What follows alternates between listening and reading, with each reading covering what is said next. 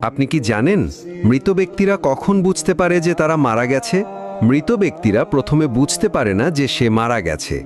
মৃত ব্যক্তির মৃত্যুর পরে আত্মীয় স্বজনের কান্নাকাটি, গোসল দেওয়া, কাফন পরানো, এমনকি কবর দেওয়ার আগ পর্যন্ত সে মনে করে মৃত্যুর স্বপ্ন দেখতেছে। এমন অবস্থায় সে চিৎকার করে সাহায্যের জন্য বা তার স্বপ্ন ভাঙানোর জন্য। কিন্তু আফসোস, কেউ তার চিৎকার শুনতে পায় না। যখন সবাই তাকে দাফন করে চলে আসে, তখন মৃত ব্যক্তি একা হয়ে যায়। ঠিক তখনই মহান আল্লাহ তাআলা তার আত্মাকে পুনরায় তার দেহের মধ্যে ফিরিয়ে দেয়।